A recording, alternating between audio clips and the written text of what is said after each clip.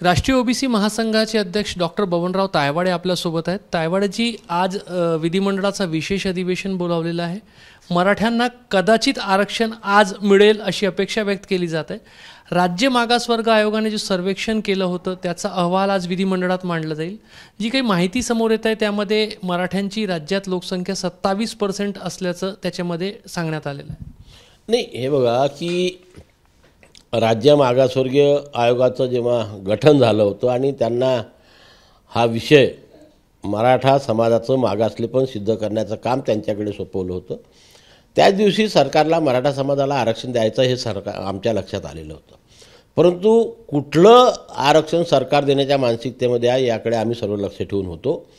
परवाला जेव्हा राज्य मागासवर्गीय आयोगाचा अहवाल माननीय मुख्यमंत्री आणि उपमुख्यमंत्र्यांना सुपूर्द करण्यात आला आणि तो त्यांनी स्वीकारला, तेव्हा प्रेसला संबोधित करताना माननीय मुख्यमंत्री असे बोलले की आम्ही मराठा समाजाला आरक्षण देण्याकरता कटिबद्ध आहोत, परंतु ओबीसीच्या किंवा इतर समाजाच्या आरक्षणाला कसल्याही प्रकारचा धक्का न लावता आम्ही हे आरक्षण देणार आहोत।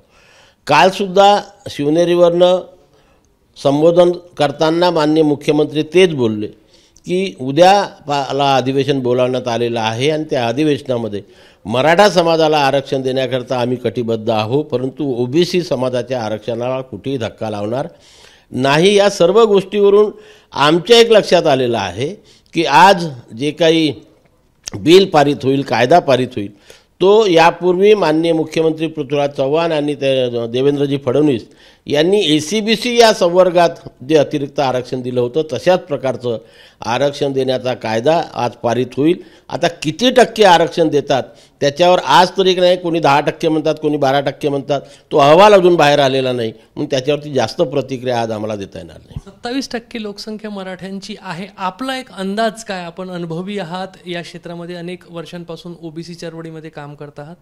27% लोकसंख्या आहे असं अहवालामध्ये सांगण्यात आल्याची माहिती येत आहे। असेल तेवढी लोकसंख्या, कारण आपण मागे सर्वेक्षण करताना 6 जाती जे आधीच कुणब्यांमध्ये समाविष्ट आहेत ते वगळून सर्वेक्षण करावं अशी पण मागणी केली होती। नाही, बिलकुल मी आजसुद्धा त्या मतावरती ठाम आहे की या महाराष्ट्रामध्ये इथे मराठा समाज वेगळा आणि मराठा जात वेगळी, आपण दोन गोष्टी समजून घ्यायला पाहिजे। मराठा समाज म्हटलं तर समाजामध्ये अनेक जाती येतात आणि त्या अनेक जातीपैकी अनेक जाती पुन्हा ओबीसीमध्ये आहे काय, परंतु इथे आरक्षण हे जातीला मिळत असते, समाजाला मिळत नसते। आणि म्हणून जर मराठा जातीला आरक्षण द्यायचं आहे तर आपल्याला मराठा जातीची फक्त लोकसंख्या बघावी लागेल की किती लोकांच्या महसुली आणि शैक्षणिक कागदपत्रावरती मराठा हा शब्द जात म्हणून लिहिलेला आहे। आणि खरंच सरकारने इमानदारीने तो सर्वे जर केला तर आमचं जे मत आहे, होऊ शकते चुकीचं असू शकते, या महाराष्ट्रामध्ये मराठा जात लिहिलेल्या लोकांची संख्या हे 12 ते 15% वर राहू शकत नाही एकूण लोकसंख्येच्या। कारण जर आम्ही आमच्या विदर्भाचा अभ्यास केला तर या विदर्भाच्या 11 जिल्ह्यामध्ये नगण्य फक्त मराठा लिहिलेले लोक आहे, 1% असतील हे होते। आता आम्ही उत्तर महाराष्ट्रामध्ये गेलो तिथंसुद्धा तीच परिस्थिती आहे। कोकणामध्ये आपण हे समजू की 50-50% आहे। मग राहिला पश्चिम महाराष्ट्र आणि मराठवाडा, या दोनच भागामध्ये ते आहे। तर या 6 महसुली विभागापैकी फक्त 2 महसुली विभागामध्ये त्यांची संख्या मोठ्या प्रमाणामध्ये हे आम्ही मान्य करतो आणि ती 50% जरी पकडली ती एवढी मोठी लोकसंख्या होऊ शकत नाही। राज्याची एकूण मराठ्यांची लोकसंख्या 27% नसावी असं आपल्याला वाटतं? नसावी, मला असं वाटते। आता कारण हा सॅम्पल सर्वे आहे, 100% सर्वे सरकारने केलेला नाही, सॅम्पल सर्वेमधून त्यांनी तो आकडा दिलेला असेल। मागच्या वेळेस 30% म्हटलं होतं गायकवाड आयोगाने, आता ते 27%वरती आलेले आहे। पुन्हाही त्याचं पुनर्सर्वेक्षण व्हायला पाहिजे अशी मागणी मी यामधून करेल। तुम्ही म्हणतात जे अंदाज व्यक्त करताय की SEBC या वर्गवारीप्रमाणे तो आरक्षण दिलं जाईल। मागच्या वेळेला 12% आणि 13% तो देण्यात आलेलं होतं।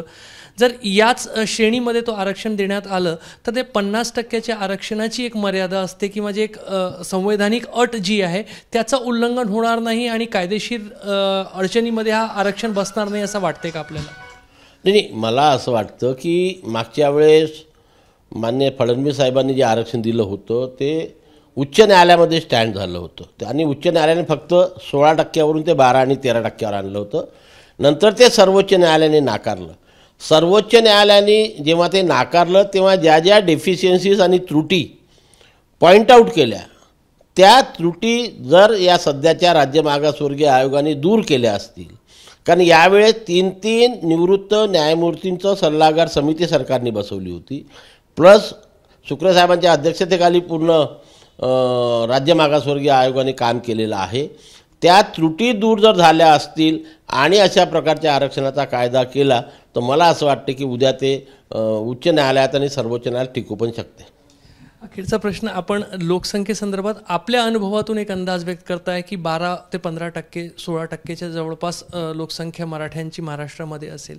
SEBC श्रेणीमध्ये जर सरकारने आरक्षण दिलं तर ते 10 ते 12% दरम्यान कुठंतरी आरक्षण दिलं जाईल, तेवढं सरकारच्या हाती आहे. तर कुठंतरी समाधान व्हायला हवं असं वाटतं याच्यातून. नक्कीच समाधान व्हायला हवं. हे बघा की शेवटी सरकार या देशाच्या संविधानानुसार चालते आणि न्यायालयानुसार चालते. कुठलंही सरकार संविधानाच्या कक्षेमध्ये जे बसत नाही आणि न्यायालयाच्या कक्षेमध्ये जे बसत नाही ते देऊ शकत नाही. आणि मग कारण सरकारकडे सुद्धा मोठे मोठे वकील, मोठे मोठे सर्वच मार्गदर्शन करणारे असतात, सल्ला देणारे असतात. जर अशा प्रकारे जर ते करू शकलं असतं कुठलंही सरकार, कारण हा संघर्ष काही आजचा नाही आहे, हा संघर्ष 40 वर्षापासून सुरू आहे. मग 40 वर्षापासून अनेक सरकार आले, अनेक सरकार गेले. जर आंदोलनकर्त्यांची जी मागणी आहे की आम्हाला OBCमधनंच आरक्षण पाहिजे, OBCमधनंच आरक्षण पाहिजे, हे जर कुठलंही सरकार देऊ शकलं असतं तर आज कोणी ना कोणी तर हिंमत केली असती, दिलं असतं ना काय.